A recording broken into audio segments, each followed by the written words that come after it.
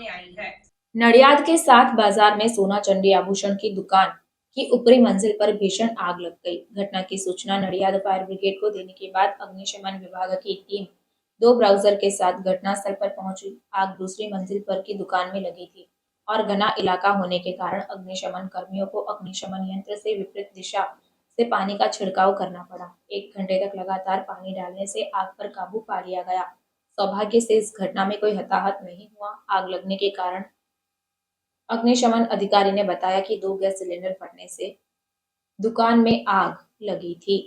आपનું નામ અને હોદ્દો? ભરત બારોટ, ફાયર ઓફિસર। કેવી રીતે ઘટના બની, ક્યાં બની છે, કયા કારણથી આ ઘટના બની? સવારે 10:30 વાગે 10:35 ની આજુબાજુ ફાયર બ્રિગેડની અંદર કોલ આવ્યો હતો કે સાત બજારની અંદર કેશવલાલ શ્રીખંડવાળાની સામે કંઈક આગ લાગી છે, તો ગાડી ફટાફટ રવાના કરો। અહીં આગળ આવીને જોયું કે અમારે તો તે ગેસનો બોટલ એ બધું ફાટ્યું હતું, તો તરત જ અમે બીજી ગાડીની અમારે સંપર્ક કરીને બીજી ગાડી પણ રવાના કરી દીધી। શોપ શેની હતી, શું હતું? આગ લાગી છે તો મેઇન વસ્તુ ગેસના બોટલને કારણે ગેસનો બોટલ બ્લાસ્ટ થયો હતો। કોઈ વ્યક્તિને નુકસાન થયું હોય એવું કંઈ? હાલ કોઈ સમાચાર નથી કે કોઈ એવું નુકસાન થયું હોય। બીજેમાં શું બનાવવામાં આવતું હતું, શું ધંધો કરવામાં આવતો હતો?